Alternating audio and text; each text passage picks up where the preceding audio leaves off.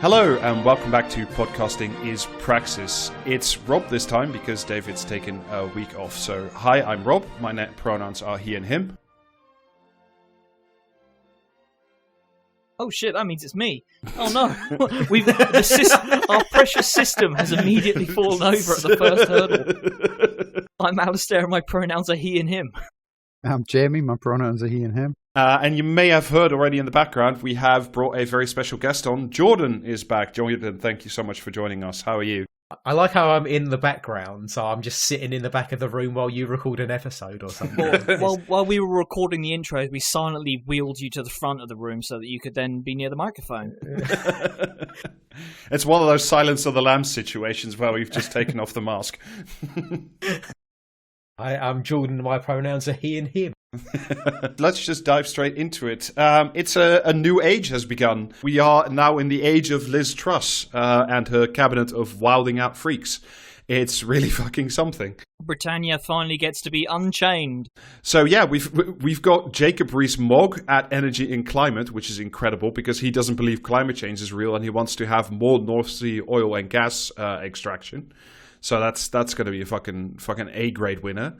And I think I couldn't remember whether or not last year during our awards ceremony she won or she was the runner-up for the worst cabinet member in the Boris cabinet. Therese Coffey is now Deputy Prime Minister and Health Secretary. She, by the way, doesn't believe in abortion rights and was still hiding DWP reports about disabled people dying on benefits as recently as last week. So much to look forward there. Just very deserving of a promotion then. I mean, she's still hiding them, so she's doing a great job.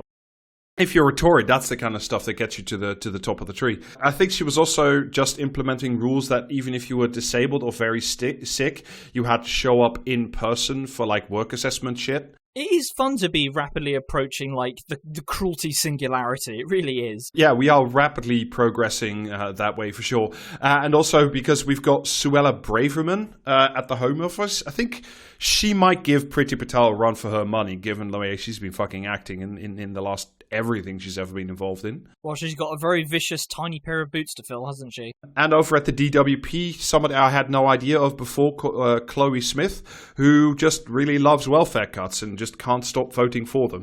Oh boy, here I go cutting welfare again. We don't have welfare. Like, there's nothing left to cut. I think you'd be surprised, Jordan. I think they will always be able to find something to cut for you. And I mean, at some point they're going to implement the policy of asking for a second bowl of sludge means that you're just going to get shot in the face, and then we truly will have approached and entered the cruelty singularity. But the thing is that they keep trying to compare Truss to Thatcher. Mainly because she's a woman, I think. But also Truss keeps trying to evoke that weird cargo cultish attitude. Yeah, but Thatcher came at the end of about 35 years or 34 years, whatever it was, of the post-war consensus of building the state up.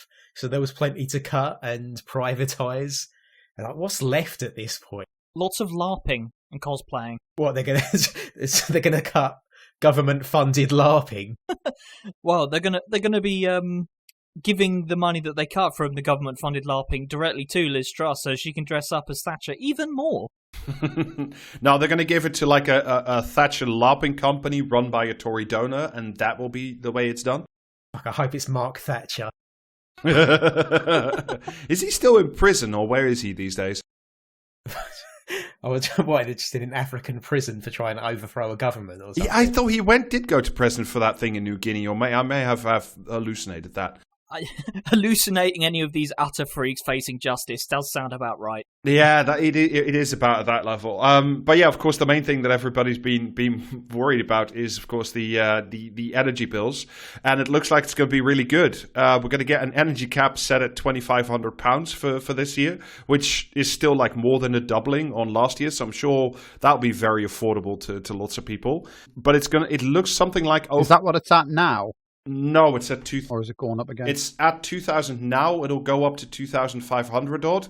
But then you get that Sunak rebate of £400, I think, still this year. So it's like 2,100 essentially. And then next year, if the prices are still high, you will have to pay 2,500. And you'll get to take out a mortgage for the privilege. Yeah, exactly. Well, that's I was trying Good to work. news, everyone. Mortgages for everyone.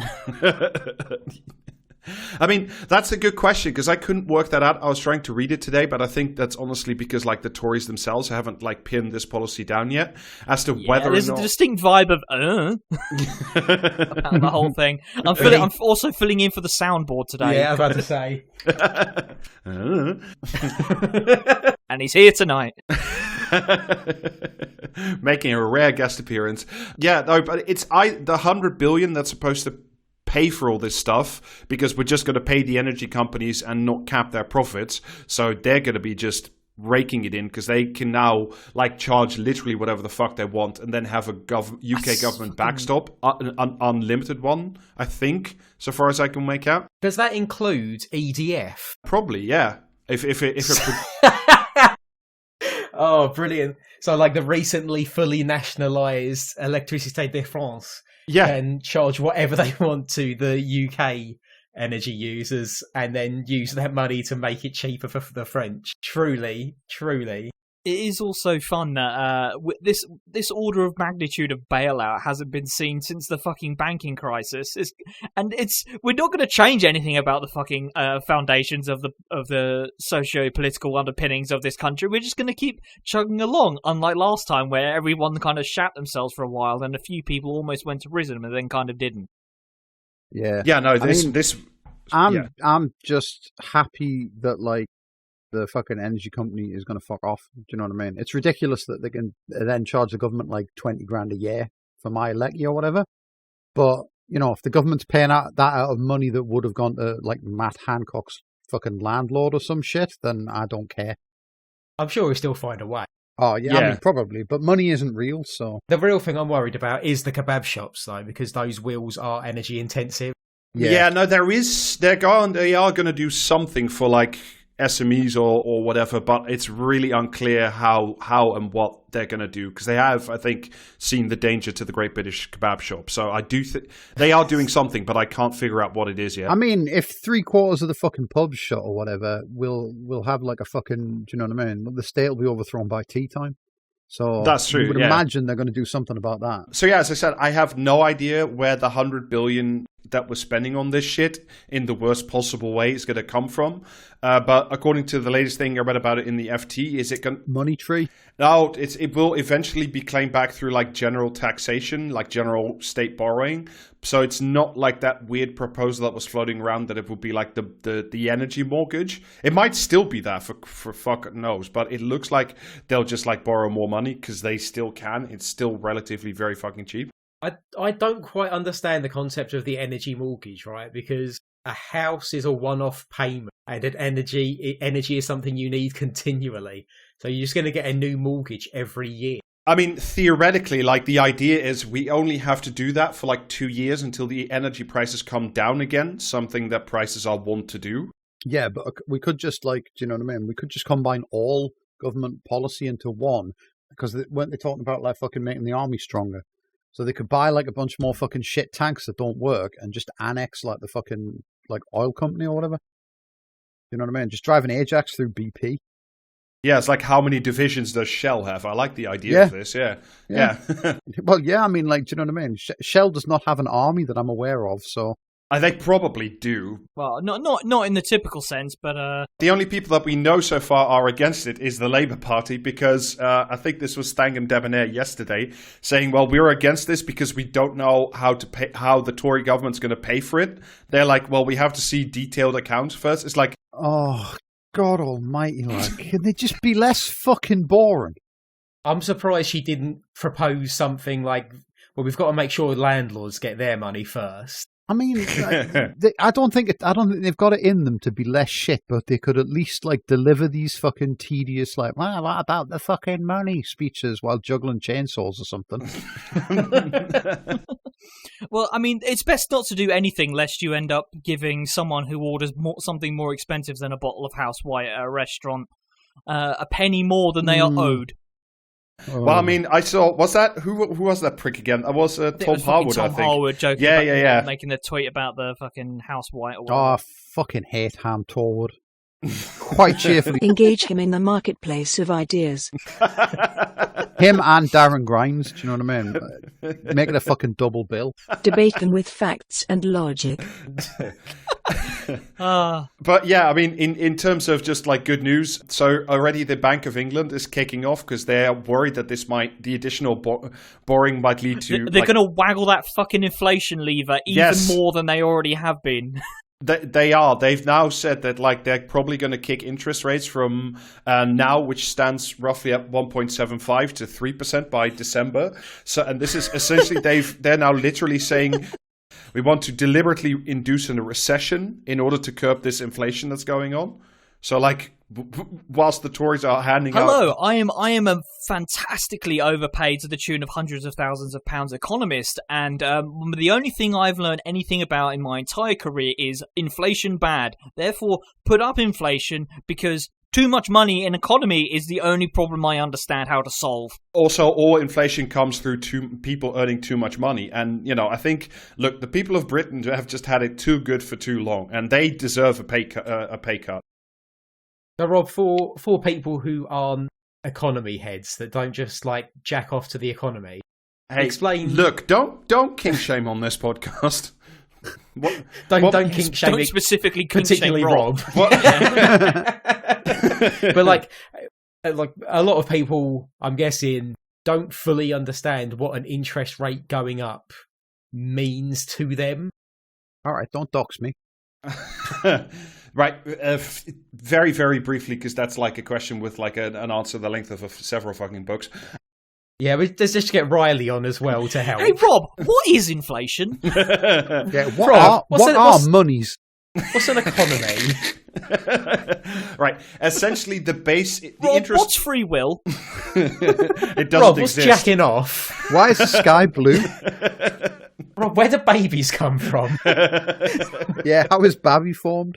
It's formed in the Bank of England. No, sorry, let me try this again. Right, the base interest rate is set by the Bank of England, and that's essentially a rate of interest in which it loans to other banks, but it trickles down through the economy because the banks don't take the charges on their own balance sheet.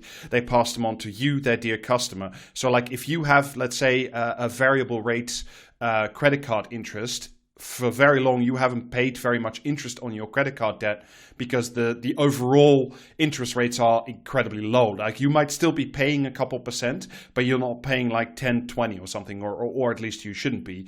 Similarly, if you were to have a mortgage, a variable rate mortgage for the last couple of years, that would have been really cheap because the central bank rate is also really very cheap. But once those interest rates start to rise, so do your personal costs. So if you have any kind of debt that's like variable rate, so credit cards, mortgages, those are the most familiar, but car loans are a really good one. That's a growing sector in the UK as well. So it sort of feeds into everything else that people pay and businesses pay interest on. And if businesses pay more interest on their debt, they're less likely to hire workers or expand their factory or pay people better. So in general, it causes the economy to contract because you are forcing people to pay money back rather than do something productive with it, like spend it. You're also forgetting one very crucial point, which is that the interest rate going up causes something absolutely horrific to happen, which is that businesses that have just been sucking at the teat of the enormous money fountain for the last 14 years, they actually have to do something now rather than just produce like nonsense garbage into the economy and say, yeah, look, we're a tech company now, and now we actually have to do something, and we've gone bust completely inexplicably because the source of the free money has been cut off. Yeah, that's why a lot of companies are imploding. And we did a whole episode a while back, I've forgotten the number, about like zombie companies, ones that can only stick around because they're rolling over their debt instead of repaying it. So they're extending the terms of the debt rather than repaying the capital. And if they can't do that anymore, they also fold. And that includes at this point, that includes companies like Boeing and like big ones in the UK as well. So like not only are they deliberately inducing a recession, we've built an economy over the last decade that is essentially totally reliant on unlimited free money from central banks. And now we've decided to like not just end the party, but like turn on all the neon lights so you notice that the floor's really sticky and it's all been really gross for a very long time. And it could have very interesting, if terrible, results. I think it's what I mean. I think the company we were talking about specifically at the time was it Morrison's? Yeah, Morrison's is loaded up to the gills with corporate debt, hedge fund debt. The tendrils of this fucking business model of sucking at the teat of the money fountain has just infested like every aspect of like, well, I'd say public life, but like every sort of private business, as far like from the huge companies down to like the smaller one. Although I suppose Morrison's was a bigger company than I ended up thinking it was in the end. It's like I was asking because I think it's worth saying like base interest rate. It seems kind of detached from like what most people think of is in their lives, but it is going to affect them in every way. Yeah, it's like it's not immediate. Like most people, I don't know UK credit card rates off the top of my head, but like most people don't pay 0% interest on their credit cards. They pay a fairly low percentage, but they still do pay interest on it. But like the bank borrows the money or gets the money from the central bank at like 0%. So they've been able to like make tons and tons of cheap credit available, that was the design. It was meant to kickstart the economy again and keep it going during Corona and in a longer sense post 2008. As Alasdair was saying, the central banks are turning off the free money hose, but we've configured an entire economy that is totally reliant on the free money hose. So this do not become addicted to the free money, for soon you may regret its absence. Exactly. And I mean, like in a sort of more personal sense, Jordan, because you were talking about it, is like if you have a mortgage, right, and you close one in the last couple of years, like what's known as the loan to income ratio. It's like the total value of the loan versus your total overall income as a family or individual. Like that ratio, the bigger the number gets, the worse it is, because like you've taken on like a massive mortgage versus a relatively small income. And that ratio is like at a record level. It's higher than it was pre-2008, like pre-Northern Rock. So like the UK mortgage sector is like insane beyond all belief. And it's not just personal ones, but like if you're a prick, if you're a buy-to-let landlord, it's a lot of them have like built very unstable pyramids of like they bought one house, rented it out, took the overvalue, used that to buy the second house, put another mortgage on that, and then repeated that trick with like a lot of houses stacked on top of each other, but they're all reliant. I think that was pretty explosive sector in like the mid 2010s, wasn't it? Yeah. I mean, you're not a property empire. You're 3 houses stacked on top of each other in a trench coat. I mean, you're not far wrong. So, like, those guys, like, I mean, fuck them. They can all go bankrupt. I don't give a shit. But, like, you know, but then the houses disappear. That's true. Yeah, that's what repossession means. It means the bank turns up and then just like uplifts the entire house and then disintegrates into its constituent components. So like setting the interest rate higher and how it's going to fuck over a lot of these fake tech companies. Oh, it's already doing that. Like that's why so many of them are in huge fucking trouble. That's why crypto is exploding, essentially. Then perish. Yeah. Well, is this something maybe a left-wing government might have thought about doing, but with some state investment and with a welfare state functioning?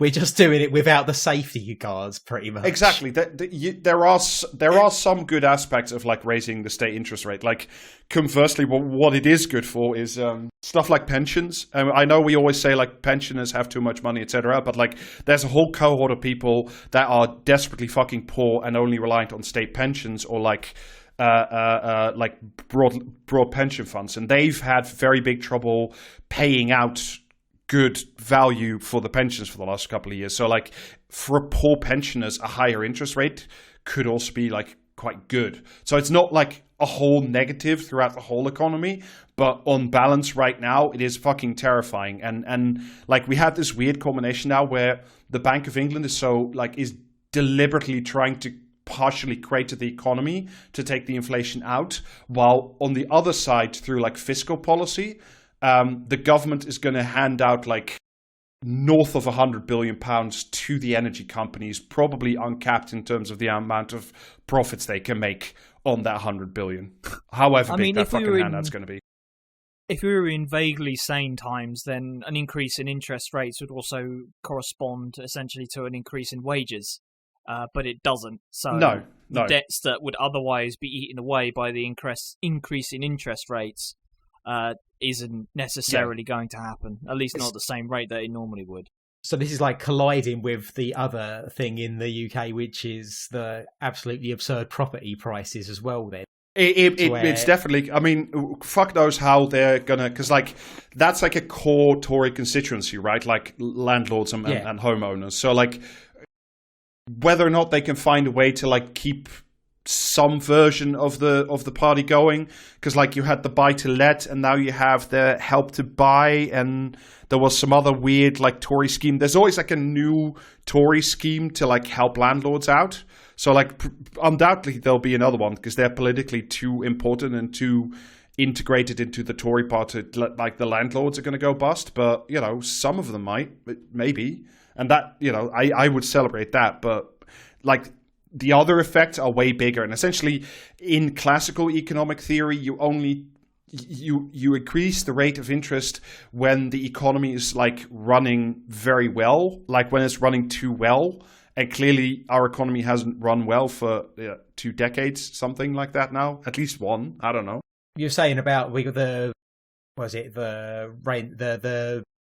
debt to something ratio in the mortgages is very high. The loan to income ratio, yeah. Loan to income, yeah, is very high. And that's because, you know, incomes haven't gone up and property prices have skyrocketed. And so, and that's what I mean when it's... And due to like government shenanigans, they've made it easier for like first time buyers to like get into the market. Yeah.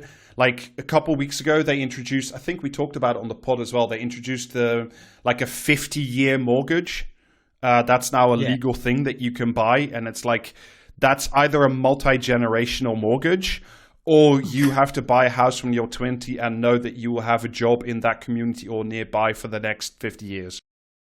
Also 5% deposits, which increases the loan to value as well. Yes. Over the last like 2 or 3 years, as like this sector's gotten sketchier and sketchier, they've sawn out like a lot of the regulations that came into force post 2008. I see you spinning a lot of plates right there. Do you know what I think would help? More plates. Yes, exactly. So they've just added, in terms of housing, they've just added more spinning plates and just said, well, presumably this will be fine because, again, the infinity money hose will always be available, and they have become addicted to it. And pretty soon somebody's going to regret its absence for sure. But yeah, it's kind of complex, and it's not like a one-on-one, but in the current situation, like if you look at you know, and I know Jordan, like we'll talk about the situation with the Royal Mail and like what posties are earning. Like for most people in Britain, deliberately inducing a recession because inflation is an incredibly bad idea. Like it's not good. Bonkers, isn't it? Yeah, it's fully fucking insane. But before we talk about the posties, I want to talk about something else a little bit lighter, but also insane. One of our beautiful boys from a previous episode has run into some trouble last week. The second carrier that we built, the Prince of Wales, ground to a halt somewhere just outside. Oh, right, yeah, the engine fell out or something, didn't it? No, one of the prop shafts got so badly damaged that it was essentially like half dead in the water. I will say this. It's not the worst trouble a prince has got into recently. This is like it was right when it was supposed to head out for like a 4-month exercise in the Caribbean with the Americans, which by the way we do need because we don't have enough F-35 fighters, so we have to borrow them from the US. Like the US Navy has to land their planes on our ships because we don't have enough fighters still, and we probably never will, but we'll get there. Is the F-35 the shit one? Yeah. They're all shit, but the F-35 is the particularly shit one. We don't have enough of them. Exactly. I mean, but that's a whole episode. Like Episode 69. Nice. When you say we don't have enough F-35s, do you mean we have too many fighter pilots? You just have to thin them out with some really dangerous planes. essentially, like most carriers have like a catapult system to launch and catch planes when they land. Like it's essentially a short runway where like you get launched off with a catapult and the same wire, like it's like a tripwire, catches the plane when it lands. But these ones, the new ones, call it the arrestor cable. Yeah, so it's arrestor, yeah. But the new carriers that we have, we don't want to do that old fuddy-duddy system that we know works. We need to have F-35B's Lightning variants because they can do vertical takeoff and landing like the Harrier used to. These carriers are specifically built to only accept the F-35, which is a fragile, prissy little plane that likes to fall apart. Oh man, that is Paul superb. Freckles thought of season died. Yeah. I don't know if I've asked this before when planes came up on the podcast, but what was that fucking plane that used to just keep flying into hills in the Lake District? Oh, it was like in the early 90s, like every other week they were like, oh, like 3 RAF pilots have died on a hillside in the Lake District because like the planes had just they just didn't have like altitude instrumentation. Jamie, I'm guessing you mean a model of plane, but not just one specific plane that kept on flying. Yeah, just one. The RAF just had one cursed plane. It was like fucking Christine by Stephen King. Just flying to a hillside, then just iron itself flat and go back to the base. I want to say, Jamie, that was a Tornado, but I could be wrong about that. That sounds like it might be right, actually, yeah. But yeah, according to the UK Defence Journal, like this isn't the first time the carrier Prince of Wales has run into significant troubles. It has only spent 87 days of the last 2 years actually at sea. For the rest, it's just been constantly in dry dock getting repaired. And the current fuck up is that they suspect, we don't know yet, but that the propeller blades may have crashed into something underwater, and that has caused like massive damage to the prop shaft. So like the carrier is completely screwed, essentially. Did Roland Emmerich's Godzilla get them? Now, fantastically, what might have happened is the carrier was in Portsmouth, and the government has like spent a ton of money in the last couple of years dredging out like the sea lanes into Portsmouth specifically so these carriers could berth there. Not only have they like maybe dredged like too small a channel, which caused the prop to like just ram itself into the ground, but also it was much more expensive than anybody thought, and this is fucking incredible. They thought that extra dredging was going to cost £30 million, but it's cost 50. And that's because when they started dredging, they discovered large volumes of unexploded ammunition around Portsmouth Harbour. Nice. I thought maybe it was just going to be a thing where, like, you know, all the sewage is like dumped in the harbours now, and someone had like flushed their dad's car keys, like some toddler had done that, and the prop just like got the fucking keys caught out of it or something like that. I thought when you were talking about like I thought it was just going to be like it's costing extra because of all of the turds Southern Water's dumping in it. Imagine being the guy who did the shit that like disabled an aircraft carrier though. Yeah. That's power you can't buy, that, like, you know what I mean? I was reminded of the episode we did with Well, There's Your Problem, where we talked about when Boris wanted to build that sea tunnel to Ireland, and they couldn't because of someone finally Dyke. built an underwater railgun. And I'm just thinking, like, tunnel, man. What I really like now is the idea is that there's also unexploded ordnance like sunk around Portsmouth Harbour. Is that just like somewhere ring of explosives around the UK? Yeah, around the UK. God put it there just to stop you fuckers from leaving. Good reasons. Yeah. I should say, by the way, this is not the first problem that the Prince of Wales has had. It flooded in May 2020. Well, that means his fingers aren't looking too clever for a start. It flooded with up to 3 feet of water, which caused significant engine room damage. And also there was another flood in October 2020, which significantly damaged like hundreds of miles of electronics in the bowels of the ship. So they had to like run all the cables again.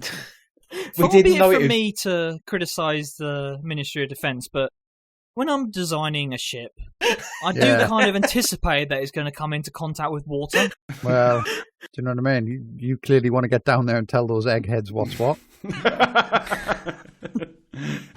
But yeah, just as a quick reminder, we did pay 3 billion quid for this piece of shit. That still doesn't work. And also we may have to tow it not to like the naval repair yards, because that might be too far and the carrier can't handle it. So we may have to tow it to Amsterdam to get it fixed. Imagine having to tow one of our flagships over to the enemy. Damn shame. Yeah. Are they gonna dismantle that bridge for us that they wouldn't for fucking Jeff Bezos? They might do. But yeah, I love these class, things. that like get a fucking Yeah. Jeff. Critical support to the Dutch in this one instance. Yeah. Otherwise, please do not hand it to my people. Even if we get this whole thing, the MOD still doesn't have the resources to buy the full complement of all the complicated jets, the F-35Bs that we were supposed to have. So we're going to get 48 by now, costing about 1.5 billion pounds altogether. We need, I think, another like 90 more or something like that if we want to properly outfit all the carriers and have like some spares running around. And Wait, according Rob, is that right? You said 1.5 billion. No, 10.5 Is that not billion. 10.5? Sorry. Yeah, it is 10.5, sorry. But yeah, we might be able to send out like one carrier with 24 jets, which is like under what it needs, by 2030. So that would vastly like underdo its objectives of being able to project force anywhere. By then they'll have launched the amphibious Ajax, so there won't be any need for these carriers anymore.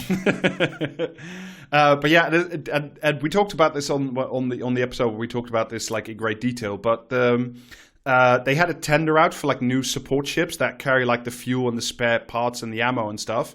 But those still won't be ready until 2028, and that's like a best estimate. And knowing defense contracting, it'll be like 2040 or something. And the radar systems still do not work properly, fantastically. Well, Alasdair, you mentioned the amphibious Ajax, but kind of judging by the standards of these ships, it already is amphibious. I mean, anything's amphibious if you try hard and believe in yourself. I do like the idea of fitting giant wheels under this, and then we can finally have that. What's that stupid movie again? Where the cities are on wheels and keep fighting each other.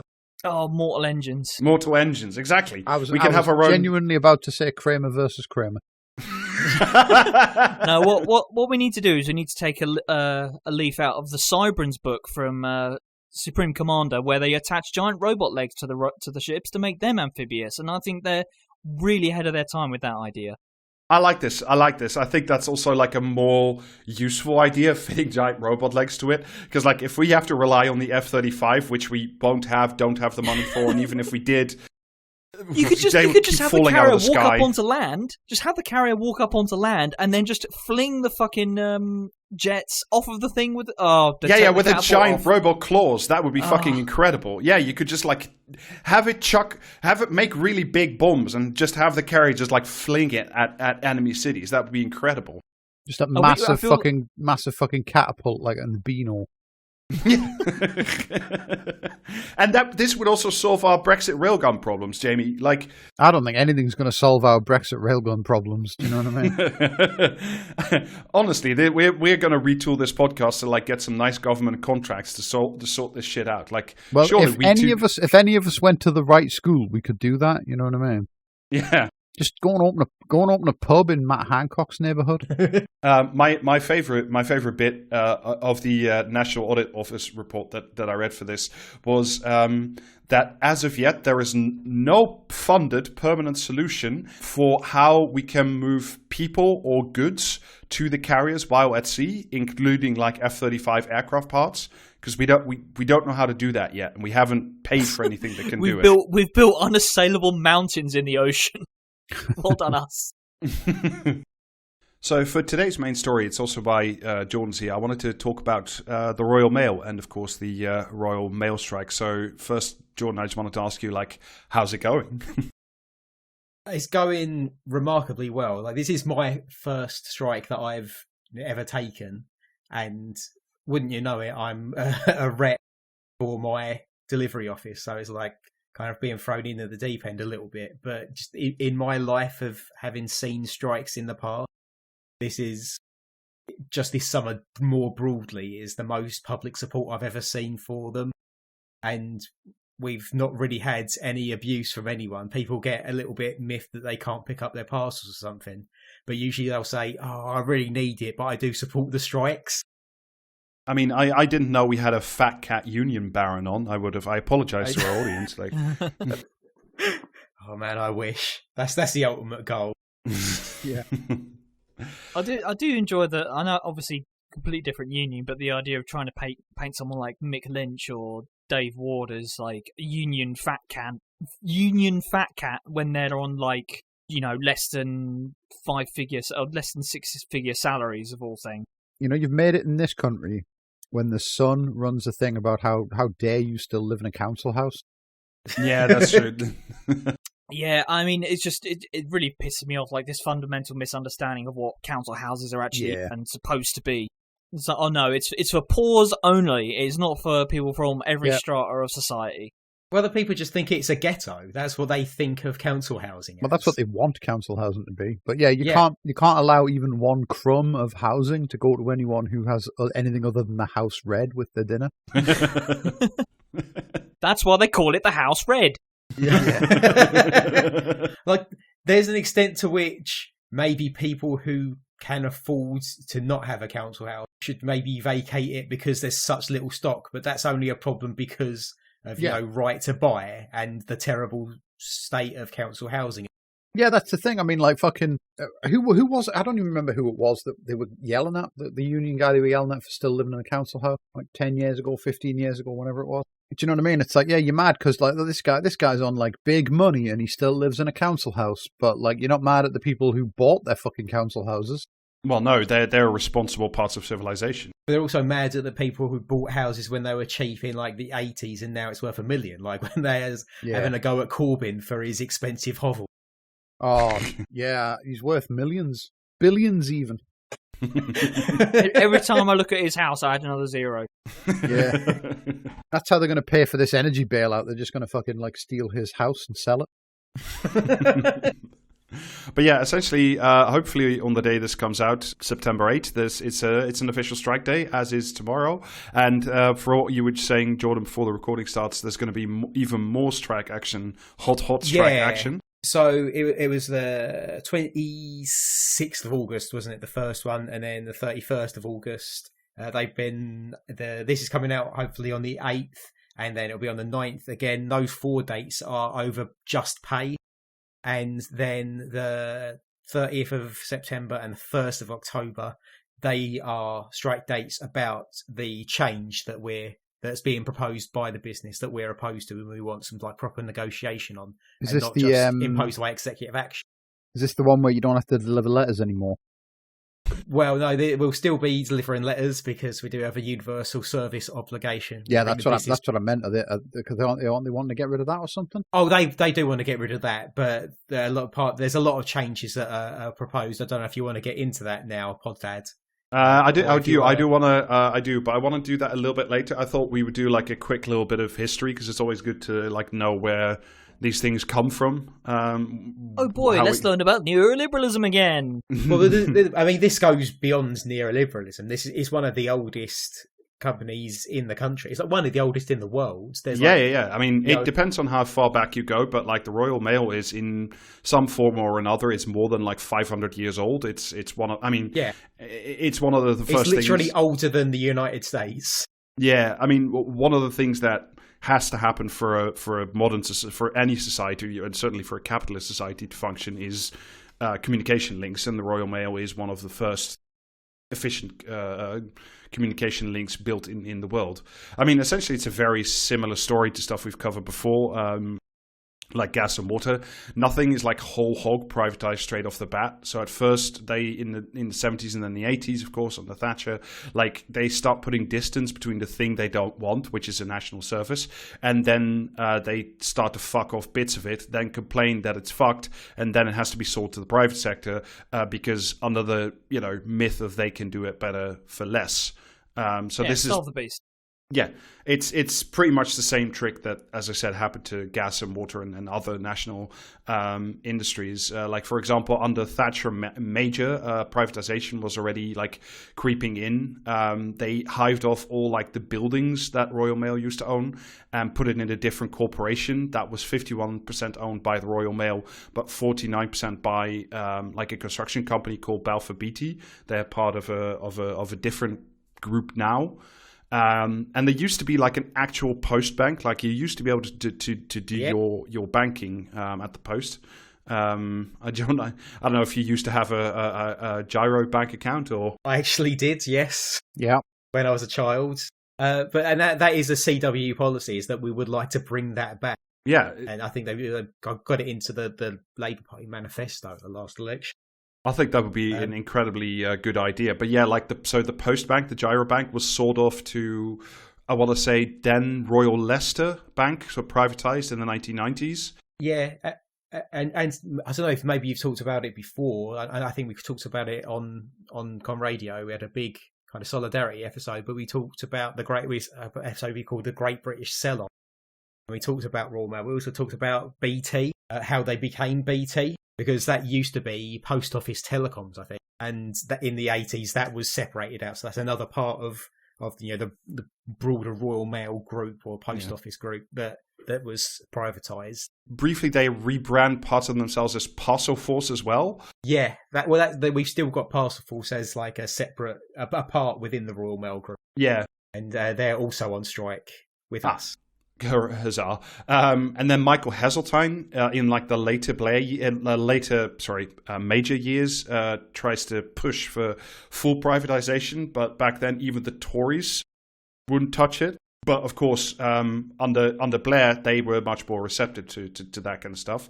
So in 2000, it's no longer a statutory corporation, but it becomes a more public limited company where like the government just has a majority of shareholders. And even briefly, like they changed the name of the Royal Mail to Consignia. Yeah, my members still talk about that and laugh about it. They because they spent a lot of money doing that, and everyone thought it was shit and stupid, so they had to change it back.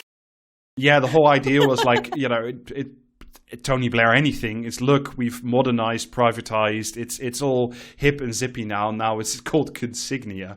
Genuinely surprised they didn't just change it to RM.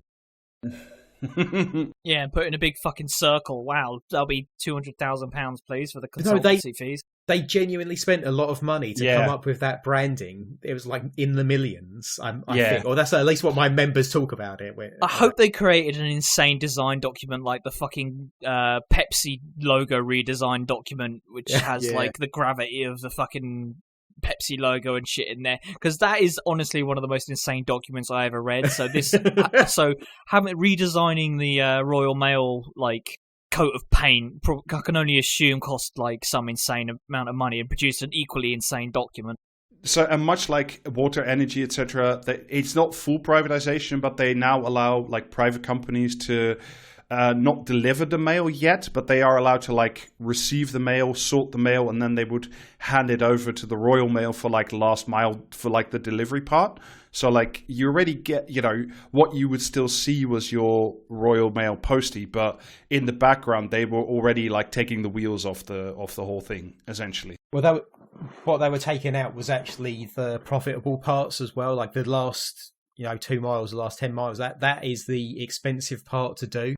Yeah, and even when they were allowing other companies to deliver, to directly compete with us, a lot of companies were still taking that processing part and then just handing it off to us at the end. For the bit for which you need more staff and you actually need to have somebody out and do. That's so fucking typical, isn't it? It's the exact same story as with private healthcare. It's like, the bit that's actually, the bit that you actually need to do, the urgent bit, that bit can be done by the fucking, well, not the state anymore when it comes to the mail, but the fucking taxpayer can foot the bill for that. Hell yeah. Yeah.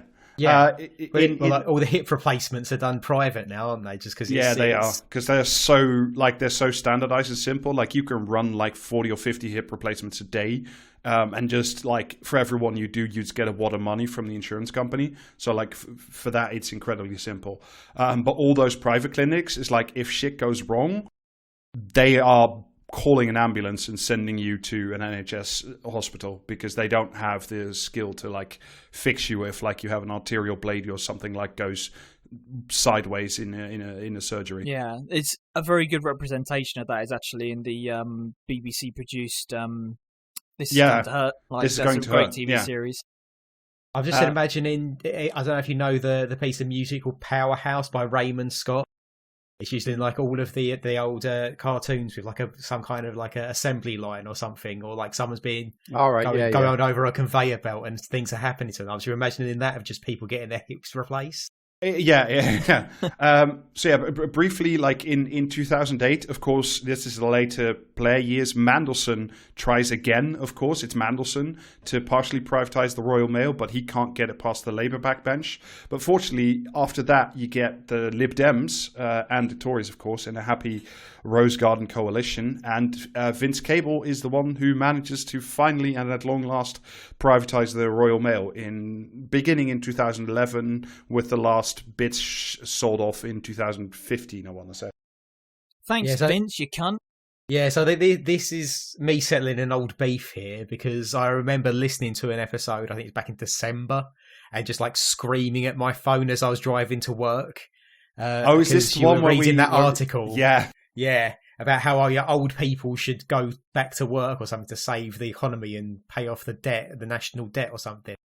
And there's there's a paragraph in there. Yeah, how they can just be like baristas and police officers because all people are like in good physical shape.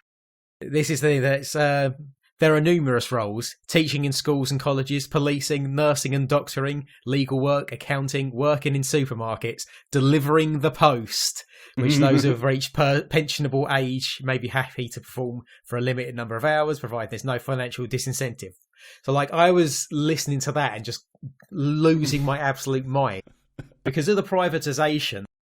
This is a job that a lot of our older members are really struggling to keep up with. And like some are like part retiring or just like outright retiring earlier than they ordinarily would have because they just cannot keep up with the workload. I mean, maybe for our listeners who maybe don't work as a postie, what kind of physical workload are you talking about, like on a given day? So on deliveries, you're probably walking somewhere between like 10 and 12 miles on average, I would say. So that's like a 50-mile week if you're doing a 5-day week. 50 miles, Jesus. Yeah, and that's yeah. So we're giving things like a lightweight trolley where you just put 2 bags on it and you'll push that around. But if you're using that, you're probably not getting done on time. So there's kind of a little bit of an incentive to maybe not always use the tools that are there for your safety. So you'll be doing that and carrying a heavy bag a lot of the time, which officially the business says you shouldn't do. But they also say you should get back on time. So it's, I mean, do you have like insane like Amazon level monitoring as well? Like these fucking, if you don't deliver X letters a minute, then, you get docked pay or like your manager comes to yell at you or something? No, well, it's maybe heading that way. We've got our PDAs, they can track you, but they can't be used for disciplinary things yet. But that's by virtue of us having a union. Yeah, well, we've got a union, so we've been able to fight that coming in.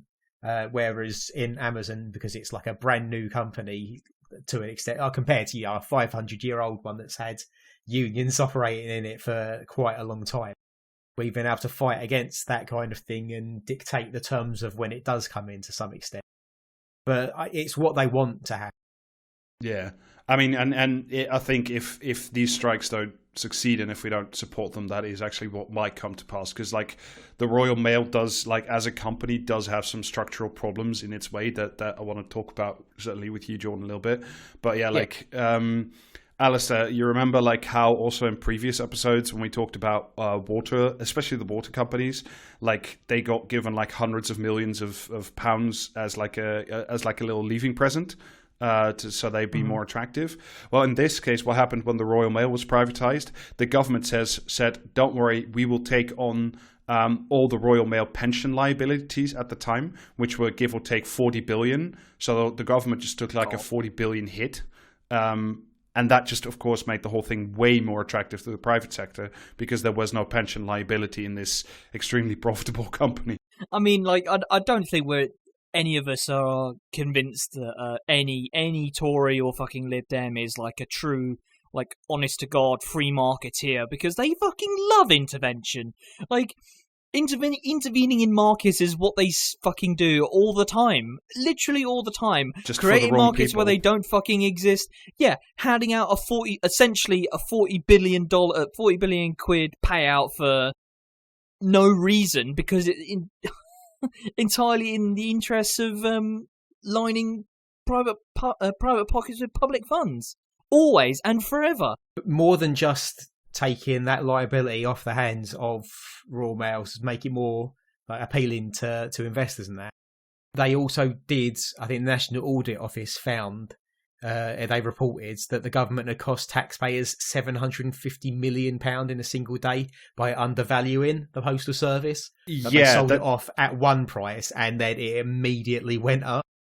Yeah, they on the day the shares went on sale, the first tranche went on sale, the shares were priced, the initial pricing was 330p per share, but in pretty much like within half a day or something, the price had jumped to 450, and there's a whole argument still going as to whether or not the government deliberately underpriced it, even against the advice of the investment bankers they'd hired to like do the sale for them. Like, I think even like UBS and Merrill Lynch said, look, you can get more money for this at a better price, but they just pushed it out the door anyway. But no, Rob, look, this is how you run government like a business. You sell your assets at a loss. Yes. That's the thing. I think a lot of people in government are genuinely terrible at business as well. They just have like an ideological devotion to it. Yeah, yeah. An ideological devotion to the fetishization of what running a business is, not actually running a business, though. Yeah, but they're not business people. They're business fans. Business weebs, yeah. Yeah. But yeah, so they sell off the Royal Mail in several chunks in 2013, and then under George Osborne in 2015, it's completed. So it's I think the staff, the personnel of the Royal Mail still holds like 10 or 12% of total shares, but the other 90%, let's say, are in the hands of private investors. And the total sale value was £3.2 billion. So a little bit less than the 40 billion in pension liabilities that were outstanding. But sensibly, that's business, baby. Just because you don't understand it doesn't mean you get to criticize. But fortunately, we used that 3.2 billion very well. We used it to pay down the national debt, and it was never heard from again because that cleared that whole thing right off the table. We sold Royal Mail at a loss, and the money that we did get, we threw down a well. Yeah, we just threw in the infinite black hole. And remember that, especially in the context of Liz Truss just announcing that they're going to give like 100 billion plus to the energy companies, unlimited, when they say we can't pay Royal Mail or we can't nationalize it because that would be too expensive. Royal Mail is essentially a profitable company. It's had revenue growth every year since 2010. Its revenues increased about 50% in the last decade or so. Pre-tax profits were very good, essentially. Like last year they made, but that was a lot of influence of Rona. They made almost 726 million pounds. So like, again, I know, Jordan, the Royal Mail says to the union, look, we can't afford it because we have to modernize. But in my eyes, that sounds like fucking horseshit. Well, I mean, they have to modernise apparently, but they also did have to pay, I think, 400 million to shareholders at the beginning of the year. They didn't have to, but they did that as a nice little bonus, as a little treat. Yeah, to the shareholders that really worked hard over the pandemic and put themselves on the line getting out to people and delivering medications and test kits and picking up the PCR tests and sending them off. I mean, look, the only people more put upon than landlords are shareholders, and this podcast feels for them. But yeah, it's been fucking incredible, because this is one of those things that I couldn't quite work out, Jordan, and maybe you can help me, is every time I read one of these things, like these statements from Royal Mail, they keep saying we must modernize, but I can't work out what that actually means. Like, what do they mean? Like sorting robots? Delivering your letters by drone strike? Weird that you said those two things between the two of you. One of the big things is bringing in something they call PSMs, parcel sorting machine, which the members actually working on them love. I think they just love a bit of new gear, to be honest with you. But it's bringing in more automation in sorting, which I think the union has been cooperative on and worked with the business on that kind of thing. And it's where they bring in more automation is we've been working towards a shorter working week. So our full-time week now is 37 hours. We've kind of gradually taken an hour off. I think the ultimate goal is to get down to 35. But it's also looking at what the competition is doing a lot of time. So it's moving later in the day. So the proposed thing is for my office in particular was say to move 2 hours later. So some days we'll be finishing at 5 p.m. as opposed to where we finish at 3 p.m. now. But part of the problem with that is other delivery companies are also doing early shifts as well. So they're also delivering earlier in the day and later in the day.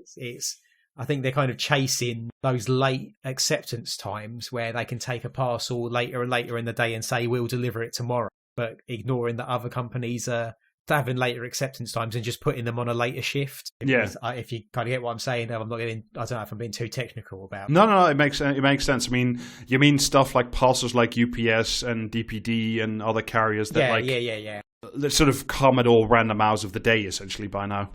Yeah, but another thing, the thing Jamie was saying is about drones. They are talking about implementing drones to go out to the remote islands and off the coast of Scotland and things like that, where there's like 2 houses on an island. They are kind of doing pilot programs where they use drones to drop off them, because at the minute a postie will have to get on like a ferry and get up to the houses and then take a ferry back, which sounds like a fantastic duty to be on. I mean, it sounds incredibly easy for like a drone carrying parcels and important post in the Atlantic, where I don't think there's much bad weather on those islands, so I think that can never be a problem. I mean, I'm sure there'll still be contingencies to have a postie go over there, and you've got to love that amount of work for that day. Send to those islands, you just send 2 of them. Yeah. Yeah, they still need a human operator to go and fish the drone out of the sea. But yeah, I think that is the goal of modernisation, and I think an unstated goal is if you look at those other companies, I can't remember. I think is it Hermes that rebranded as Every now? Every and EVRI. Yeah, I thought that was a fancy scarf company, but then it turns out. No, I think one of my more senior reps said it's because they just chuck every delivery over the fence. But like Yodel and DPD and that, they have a lot of owner drivers where they're like bogus self-employment. I think they want to expand that practice in. This is where you have to bring your own van and bring your own insurances and bring your own you're technically everything. Self-employed, and all that kind of just Uberization of every single aspect of every business, if possible. And I'm sure if they do manage to bring that in, then the GMB will sign a sweetheart deal with the Royal Mail Group to represent those members. Fucking scab union, GMB, fucking Christ. And the other thing I was reading about in terms of the demands from Royal Mail is, and this is always one of those lovely things that they keep very, very like vague, is like they say, well, we demand that our staff in return for this meager pay rise we're offering is that we want more flexible working patterns. And I'm assuming that's wonderful and lovely, because who doesn't like flexibility? Well, yeah, there was this whole kind of slate of changes they wanted, and one of the things is I think they only give you 4 weeks' notice to completely change your shift pattern. Which if you've planned a holiday around your days off or something, fuck or you actually. Or you have to pick up the kids because you're, a single parent or something. Like, it's... Changing the shift pattern like to 2 hours later is going to completely fuck up the lives of certain people who picks into this job because it fit around them being able to drop their kids off and pick them up. So that's one thing that's like quite bad about it. But among the other proposed changes they wanted was, I think, I can't remember, it's after you get a week of statutory sick pay and then you go on to the full rate, or it's like you have a week of the full rate and then it goes on to statutory sick pay. Statutory sick pay for a week's like £90. Yeah, that's insanely low. Some of the the worst in Europe, I think, in the UK. Yeah, it's terrible, and that's one of the things they want to do. They want to make it easier to sack people, like based on their sick records. They want to essentially put us in a 2-tier workforce where everyone who starts after us it's a famous trick, this. Yeah, so they'll be on different terms and conditions, and they'll have, I think, a lower rate of pay but a higher overtime rate. Yeah, this is one of the famous tricks that they've used to like break unions everywhere in the world, is to say, well, you guys now are safe, but everybody else who comes after you is just fucked, and are you okay with that? Like, our position is we're not going to sell future generations down the river with that kind of thing. And another part of that is, like, we don't employ full-time people straight off the bat. They come in as part-timers, and then with seniority, you get made up to full-time. Yeah. So now, in my office, you start at 28 hours, and then you probably get a bit of overtime most of the time out of that. And then eventually, if we've got the vacancy there, you'll get made up to full-time, which is 37 hours for us. Yeah. What they're proposing was that you come in and you don't get made up to 37 hours, you get made up to 40, where we were like a decade ago. Jesus Christ. So it's kind of trying to roll back on agreements they've previously made as well. In return for all this largesse and this lovely flexibility, the offer on the table now is like you get 2% or 5.5%, because it's not quite that, because it's 2% imposed, like completely unagreed. They've just said here's 2%, and then I think we have to meet some kind of, you have to agree to all those changes to get an extra, I think 500 quid 1.5%. Yeah. Oh no, the change is like an extra 1.5%, and then 500 quid, which is something like equates to 2%. If you meet these completely unachievable like efficiency targets that they know we're not going to meet. But it sounds nice. But they're saying 5.5% when it's not that at all. Yeah, I mean, and the other thing I can't work out, I'm just trying to like talk through the stuff from like the company side as well, is like they keep saying that like Royal Mail keeps claiming that it is loss making, that they lose £1 million a day every day. And like I was doing research for this, and I've seen that number repeated constantly everywhere, but I've never seen anybody like support that number. Like, where does it come from? And I was wondering if maybe you had any idea, or if this is as confusing to you as it is to me. Well, one of the things is that you might have heard that number. Some of the older people among us, I'm not just looking at you, Jamie, but people might have heard that number every time we have a dispute with Royal Mail, because I've seen little snippets from newspapers going back like probably like 20, 30 years saying like we're losing £1 million a day and somehow always still profitable. I think the claim they're trying to make is that GLS, our parcel company that operates in Europe, like mainland Europe, is what's generating all of the profits, and then Royal Mail, Parcels and Letters. Yeah, I wanted to get into losing this. £1 million a day. We've had a very shitty carrot in terms of like a max 5.5% pay rise in terms of an inflation that might reach like 18% or something by now. So like it's a massive real term pay cut for posties, for most workers essentially. I would say it's not just the posties. It's the workshop people that make sure our vehicles are safe, and it's the people in mail centres and stuff like that, then the drivers of the lorries going around the country, which, HGV drivers in short supply, and probably should be valued a bit more highly than they are. It's just all the back office people that you don't see, but that are incredibly important. Yeah, absolutely. I mean, the delivery people, that's who you see, but it takes an awful lot to bring your post to you every day that you don't see. And I just want to add to that kind of just briefly. RMPFS, which is Royal Mail Properties and Facilities Management. The cleaners and the engineers like fix up broken things in our offices. They're also being balloted right now. So I think they were with a different union. No, still with CWU, but I think they just are counted separately. So we're balloting there for their pay as well. All right. I just recruited the cleaner in my office as well. I'm quite proud of. Excellent, congratulations and solidarity to them as well. Like it's cleaners are just as vital as everybody else in this economy. And every company has cleaners, and they're always underappreciated. So you don't think, or you think, oh yeah, there goes my postie, but you never think that office needs to be cleaned every day, and the people doing that work really hard. Yeah, but it's the thing where, like, you know what I mean? It's because cleaner is a job you scare your kids with when they don't study properly at school. Yeah.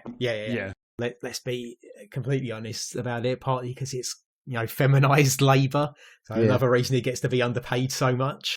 Yeah, for sure, and it's a lot of usually like it's the first or second generation migrants as well, because it's a job that doesn't always require like advanced linguistic skills. I'm not saying it's an unskilled profession, but it's at that level. So like there's a lot of migrants that work in there. So it's very much, for sure, like they deserve as much of a pay raise as well. But I wanted to get back into what you were saying earlier about GLS, which is like the Royal Mails. Like I know they operate in the UK as well, but they're like the parcel delivery. The Royal Mail is separate from the parcel service, or I couldn't quite work out what the difference between the two is. Yeah, well, it's kind of Parcel Force is like a Royal Mail company that only does parcels, and like they do the much bigger stuff than we can handle, and just generally they do a lot of parcels, but it's mostly vans fully employed by Royal Mail and vans owned by Royal Mail, and the service and all that by Royal Mail. GLS I think is more the owner driver model operating in Europe and not unionized, so you can probably get a bit more profit out of it by just exploiting the workers more. So there is, I think, I'm not 100% sure. I think a similar thing goes on with DHL, which I think is owned by Deutsche Post. I think you're right. Yeah, I think DHL is Deutsche Post. Yeah. Yeah, so we're doing a similar thing as what they're doing, just in the rest of Europe.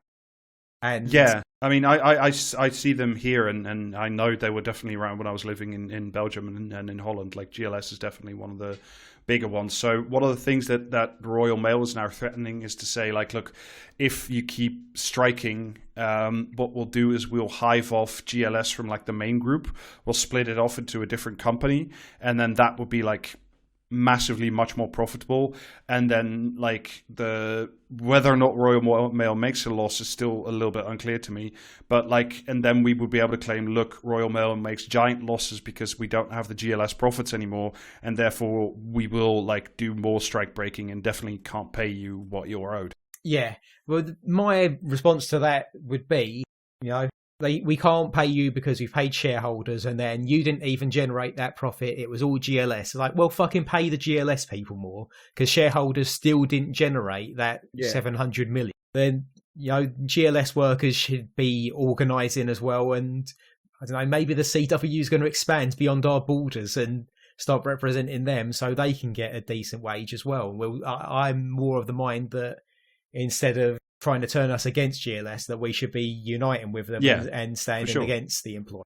But yeah, either way you look at it, it's still not the shareholders that are generating that profits, and they're not entitled to that money either. No, they're definitely not. I mean, it's like, I know there's been proposals now and in the past as well to separate off Parcel Force for similar stories, essentially. And to 2p them over to this new company, like keeping their terms and conditions allegedly.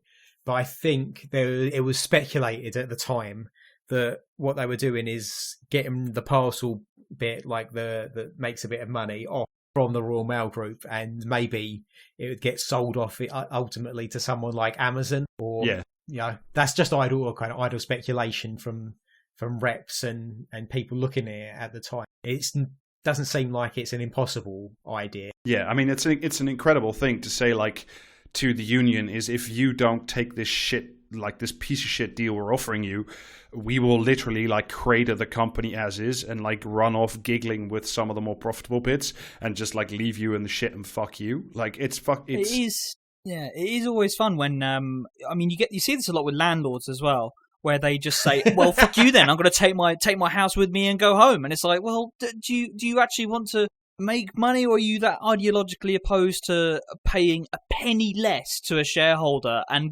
putting that in the pocket of a worker, that you would rather just blow the whole fucking thing up than make a single concession? It's bullshit. It's like when people say, "Oh well, you can't vote for like fucking like socialist policies because like all the money will leave," and it's like, well, fuck it. Do you know what I mean? Like if it's fake anyway. If we make Google pay taxes, they're going to just stop like fucking doing business here. And it's like, well, okay, what have we lost? They don't pay us any fucking taxes. Yeah, and you know what I mean? Like, and also, no, they won't. 60 million people. Yeah, exactly. Yeah. No, they won't. This is like it's still the seventh or eighth by now wealthiest country in the world. Like, no, they won't stop doing business here. It's still too big an economy. It's ridiculous. Like, and it's like, do you know what I mean? Like, oh, if you make Starbucks pay tax, they'll leave, and it's like, okay. Do you think they're the only people on earth that know how to like sell coffee? Yeah. I mean, to be fair, there is the famous counterexample of what you're saying is like how no one wants to do business in China. Yeah, that's what I've heard. Yeah, that's why there's such a small bean economy still. But yeah, I do want to talk a little bit, Jordan, as well with you, just to get your view on this. And maybe I'm seeing this wrong, but I was reading a bit, and it does strike me that like Royal Mail as a company does have some like structural problems that are not the fault of its workers, but like of just bigger forces in the economy. Like the 6-day guarantee, which that's like we will always deliver post 6 days a week before 3 p.m. Is that correct, or just so? Yeah, I think it's still before 3 p.m. I guess pushing the hours later would be coming up against that. So I'm not sure. Maybe it's changed from the 3 p.m. But it's essentially the 6-day universal. Yeah, the Royal Mail is obligated by law or statute to deliver mail 6 days a week. Yeah, we're the only ones that are obligated to do that. So it's like, and it's expensive to do because we don't charge more to go further. We have this one price, so you can post a stamp in Brighton and it goes up to Scotland and it's got to be there the next day, and that costs the same as a stamp going to like Brighton to Hull. Yeah. So we're the only company that's doing that, and that's expensive, and it puts us at a disadvantage in terms of competition. But it's an important service because it's a critical it benefits service. Everyone in the country. Yeah, exactly. And it's why we were created, so to facilitate that kind of communication where the physical presence of that communication is necessary. Is that a natural monopoly I smell? Yeah. Well, it's kind of a natural monopoly in that, like, we're the only ones that have to do that. But it's weird because it's not like the natural monopoly like the energy or telecoms or train lines, because it costs a lot to do it. So it's like a natural monopoly on something that's very difficult, and then the profitable bits are open for competition. I may just clarify this one because I genuinely don't know this. Is like, I mean, I know there's other like, there's not just like parcel companies like DPD and stuff out there, but are there also like similar services, but just like for straight up post? Like, can I get my post delivered by, I don't know, UPS or some shit? No one else wants to do it. I mean, we've had 500 years to build up this infrastructure, and you got to imagine, like, there is a slot for every address in the country that you put a letter in at a Royal Mail office, and no other company has that kind of thing where there's like a dedicated little space for every address in the country. Yeah, and it takes a long time to build that up, and that's our biggest advantage, is just sheer infrastructure and like just this accumulated knowledge of centuries of doing this. Well, I mean, I think this as a union puts you also in a much stronger position, is that you are still in possession of infrastructure and knowledge that, like, I don't know, if they fired everybody tomorrow, even if they could, I mean, well, under Liz Truss, we'll see whether or not they can. But, like, even if they did, like, you still have plant. Like, UPS and DPD can't, like, build that infrastructure or even have that knowledge on how to shift, like, letters, as you say, from Brighton to Edinburgh the next day. Like, that's someone will write an app right? Yeah. They'll make an app for post, and like you go on and you register an account, and then when like someone nearby needs a letter delivered, you just turn up at their house, like, and they don't know who you are, and you go, "I'm here for your letter," and then they trust you to take that letter and deliver it to like the fucking bank or some shit. You know what I mean? And it'd be spelled LETR. Yeah, that would be absolutely fucking incredible, because it's like, I'm sure you see people occasionally like giving the fucking dipshit opinion that, well, no one writes letters anymore, and it's like, yeah, you're right. No one writes letters anymore, so we should just fucking like abolish the mail and, like, you know what I mean, just let the letters like just throw them in a river and hope they get where they're going. Enjoy ever receiving your fucking PIN number ever again, you dipshit. Oh, just not just that, but like just the amount of Christmas cards and birthday cards that genuinely just make some people's day. That's a thing. Have they found a way to automate the fucking like reading the addresses that the machine can't read? Because I did like fucking like years ago, but I think when Labour was still in charge, I did fucking a couple of Christmases of agency work where we were the people who had to data entry the addresses that the machine couldn't read, because they were just like, you know what I mean, like someone had just written like fucking granddad on the card, and we had to psychically like work out. You go in the machine from the X-Men and work out which person in the country that was meant for. Yeah, well, that technology's always getting better, and you've got the they call the ILSMs, the intelligent letter sorting machines. Yeah, that kind of can do some of that, and like better and better, like, text recognition software.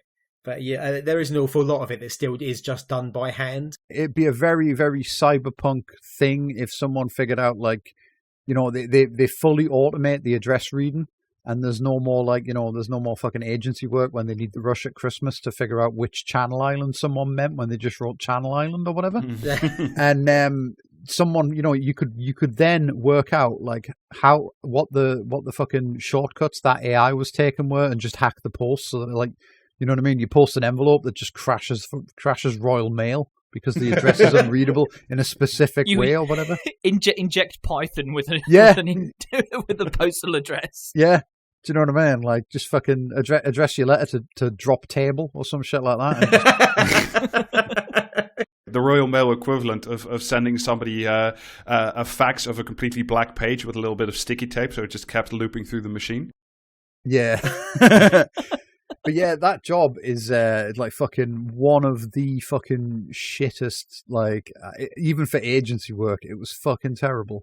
Because it was like, obviously it was for Royal Mail, but the company that hired her wasn't actually Royal Mail. It was like some fucking outside agency.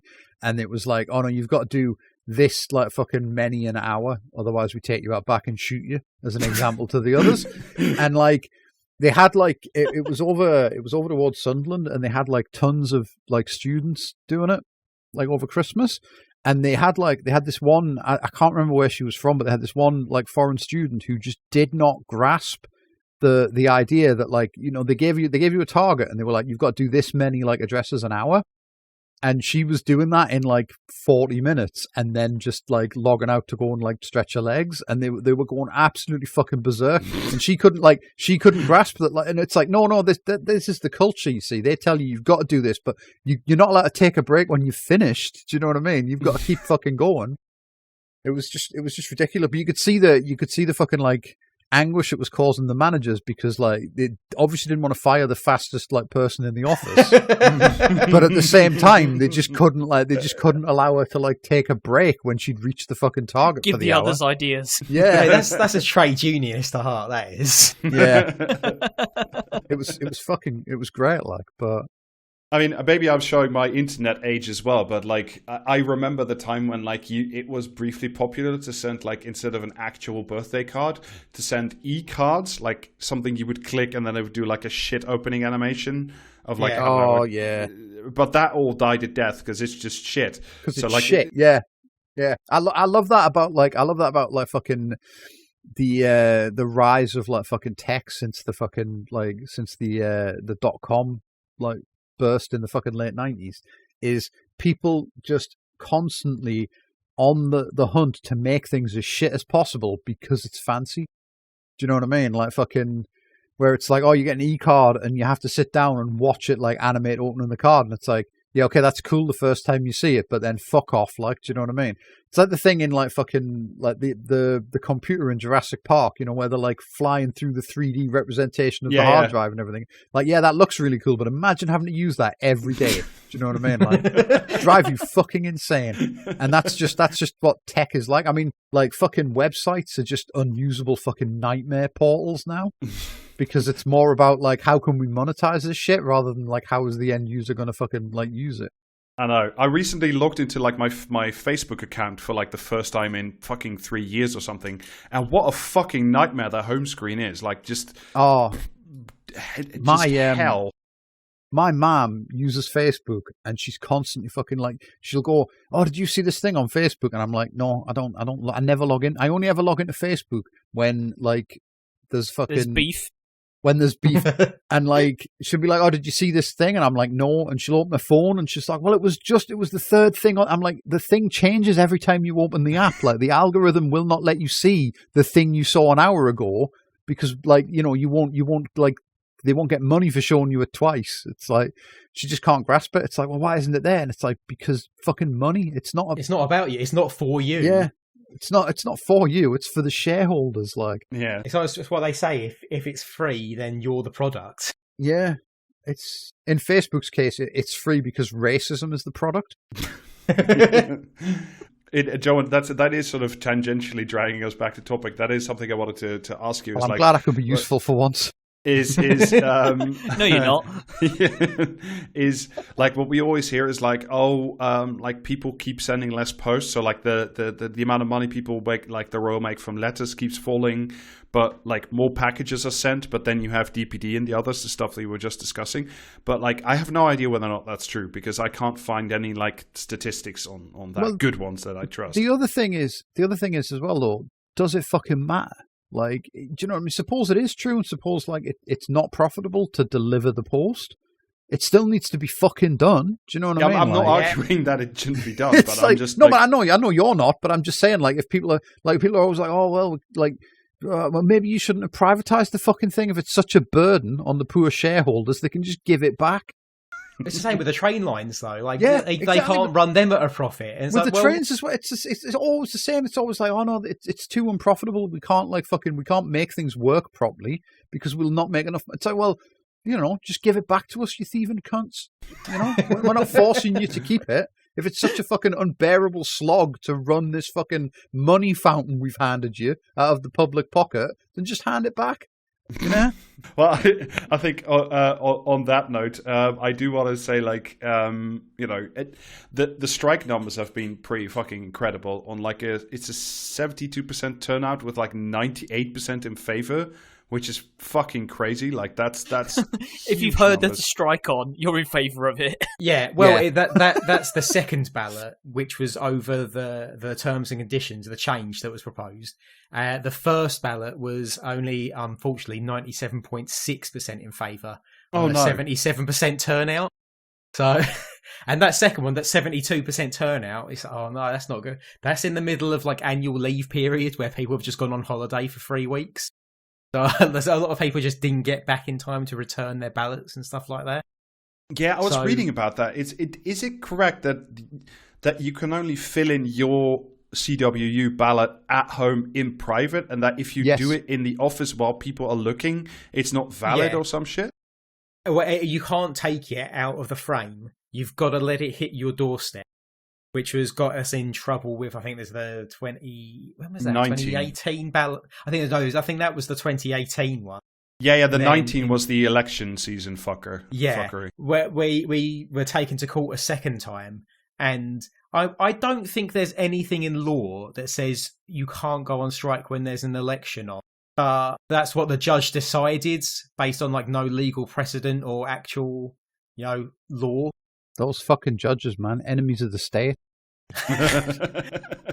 But yeah, the whole thing with like union voting, where it's like, no, you've got to drag the stone of vote up the mountain of ballot to cast it personally. You're not allowed to like do it online. That would be insane. Well, that's the thing. We were talking about, my union been talking about on social media, and that is that 85,000 people voted by post for these Royal Mail strikes, and something like 81,000 voted online for Liz Truss. Yeah, but that's different though, because they're just better people than you. You should just know your place. One of those is a vote to take money out of the hands of shareholders, and one of them is a vote to put money in the hands of shareholders. So there you go. It's just it's immensely satisfying to me that they've spent like decades like fucking hamstringing union participation, and like, you know, everyone's still on strike this fucking summer. It's great. Yeah. Get it fucking up here, neoliberalism. Jordan, unless you have more to say, I want to move towards wrapping it up, and we'll play a quick round of comment or commentariat, because we haven't done that in a while, and I figure let's end on a, you know, insane note. Yeah. Well, why spoil the perfect fucking run we've been having? Yeah. Well, I will. I will say that I see on the notes you've got about the 6,000, let's just say, agency workers that have been. I wrote scabs. I said scabs. Yeah. Well, that's language I'm not allowed to use on the picket line, so I would just say other workers. You're not, but we are. Scabs. Yeah. We can yell it from the sidelines, though. I'll come down to the picket line and say it. I do not give a fuck. Yeah. Well, that's one thing I will say is everyone in the country is likely to have a picket line near to them. So Rob, I expect to see you in Dover. But you know, there's, you know, delivery offices all over the country. There's sorting offices dotting around. There's, you know, like distribution centres and all that kind of thing. Workshops. You will have a picket line near to you on, you know, the 8th and 9th of September and the 30th of September and the 1st of October. We love getting support from the public. We've had, you know, councillors, even, you know, Labour councillors have come along. Oh no! Dropped off. That's usually a very bad sign if Labour councillors get involved, but I'm assuming there are some good ones left. There are some good ones, and these are people I know because I've been active in the local parties and that, and I'm like the political officer for my branch. So I know a lot of these people, and they've dropped off like you know, like the big boxes of crisps you get, like massive ones full of multi-packs. They've been dropping those off, and big like crates of like Coke and Fanta and stuff like that. We've had people dropping off, you know, like cakes they've made personally, or like stuff they've picked up for the bakery section of the local supermarket, stuff like that. We've had people just turning up and saying they support us, and we massively appreciate that too. I know in my branch we've given every picket line a little portable Bluetooth speaker, and there's been like music on the picket lines, and where it's not like on private land where there's, you know, a bit of a fire risk because we've had such a dry summer. People have been having barbecues and stuff like that, so we've tried to make them as fun as possible. We love the public support. Much like the RMT, you are also committed to beating up scabs and passengers as they walk by, right? Because I heard that on the news. Yeah, get that Dr. Robotnik looking fucker. That guy that was like, oh no, I walked past the picket line and the cowards didn't assault me. It's like, are you on fucking glue, mate? Do you know what I mean? Was it Kay Burley or something like that? Yeah. It was like, there's what are you going to do if people try to cross the picket? And like Mickle's like, what do you think we'll do? We'll picket them. But yeah, I was saying that the 6,000 people that have been hired. Good luck with the 115,000 that are going to be on strike. Yeah. Well, I mean, I'm sure they can do the same amount of hours. That shouldn't be a problem. Like, they'll just, you know, that'll be a real efficiency boost. Yeah. The comradely thing for those like agency workers to do would be just like fucking hide the post. Do you know what I mean? Like, just get paid, but like don't deliver anything. No one's going to check. You're only there for a couple of weeks. You know what I mean? If I can just talk briefly about, I don't know if you saw the anti-trade union laws are brought in that allow them to bring in agency workers to cover the work of striking people. That was signed into law by, I think, the new Chancellor. Yeah, it was already signed into law. It was Kwasi Kwarteng who proposed it. And it's past Parliament. Yeah. Yeah, so like that was, you know, brought in so those people could come in and try to replace us. Obviously, as I said, like 6,000 people is not going to cover the 100,000. I know there was some talk of Royal Mail people signing up to do those jobs and just not turning up, which I thought was quite a funny approach to take. Yeah, if you're listening to this, don't sign up to be a scab and then not turn up. That'd be terrible. Don't do that. This podcast cannot endorse this. I did that with I can't remember what company was it. Nestle, some factory in the US. Like they were trying to hire scabs. And they TikTok just bombarded teams. the website. Yeah, TikTok teams just Yeah. went mad applying for jobs with just like fake names. Yeah, get the fucking K-pop like army onto it. Anyway, of course, from our solidarity to yours, we think strikes are cool and good, and if you have time, definitely drop by your local picket line and bring them cake if you can, or other delicious things. Bottled water, if it's hot, Yeah, I imagine would be a fucking good one.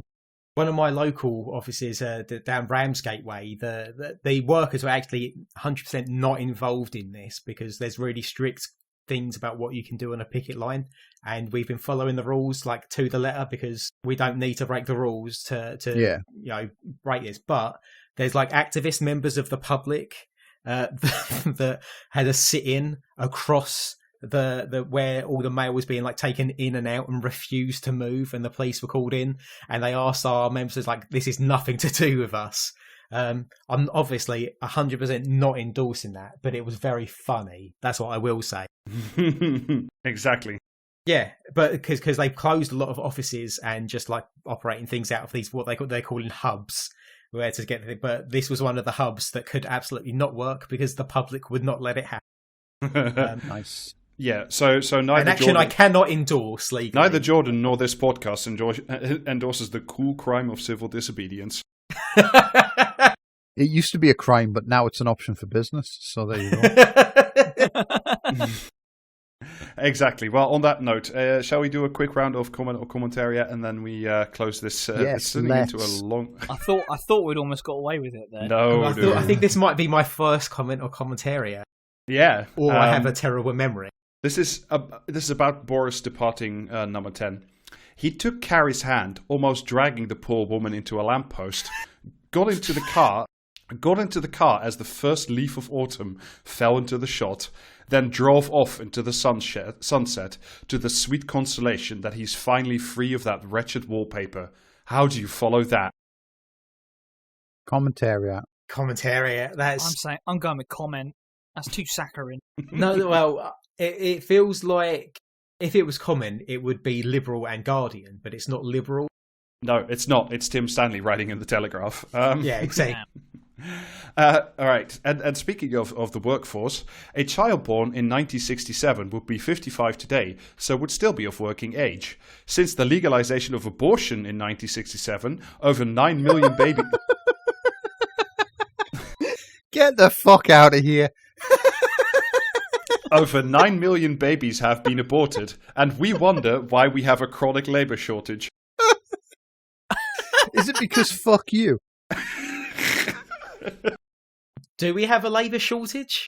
Oh, imagine if we had 9 million more slaves, though, you know? A comment or commentariat? Commentariat. Yeah, commentariat. I'm going to say comment on that one. Ah, so close, but it was Anne Widdecombe writing in the Express. Fucking... Oh, yeah, okay, yeah, and Widdecombe. Oh, my